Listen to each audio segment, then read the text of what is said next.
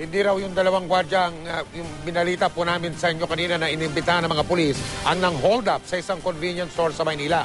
Ayon yan sa ilang empleyado ng establishmento pero tila iba naman ang pahayag ng isa sa mga customer. Mula sa lungsod ng Manila nakatutok live si Maris Umali. Maris? Mike, bago nga mag-alas 6 ngayong gabi ay nagtungo dito sa MPD Homicide Division ang ilang mga customer at yung mga empleyado mismo ng isang convenience store na nilooban kamakailan sa Maynila para magsilbing mga testigo.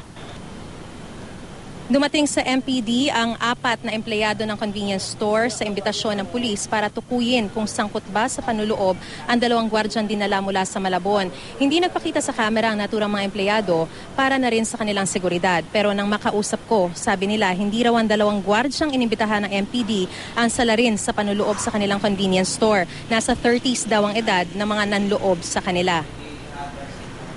Ayon sa kanila ay hindi yung 2 yun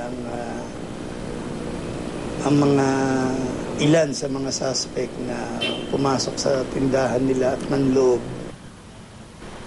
Dumating din ang isa pang inimbitahang testigo. Customer daw siya sa naturang convenience store noong September 2 kung saan may nabaril pang isang Amerikano.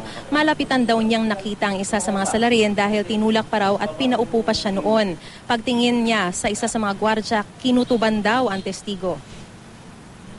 Kinutuban siya dun sa isang personalidad na nandyan sa loob ng opisina at sinabi niya na pasombrerohan.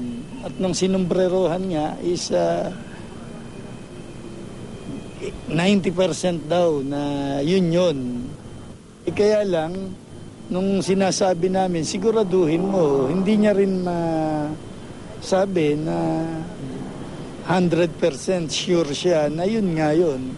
Tiwala naman ang 2 gwardya na mapapawalang sala rin sila. Kusa nga raw silang sumama sa pulisya para linisin umano ang kanilang pangalan. Dumating pa nga ang kinatawan ng kanilang security agency para magbigay ng patunay. Naka-duty po siya. Duty nung time namin nangyaring sa Araneta Village po.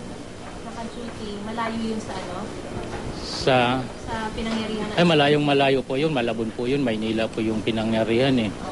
Mike, sa ngayon, kailangan pa muna nga manatili pansamantala itong 2 gwardya dito sa MPD Homicide Division para sa mga karagdagan pang mga katanungan. Kung sakaling magiging mabigat yung testimonya ng isa sa mga testigo, ay maaari rin namang idiretso ang 2 gwardya sa piskalya for inquest proceedings. Pero tuloy-tuloy naman ang ginagawang paghahanap ng pulisya sa iba pang mga salarin. Mike? Maraming salamat, Maris Umali.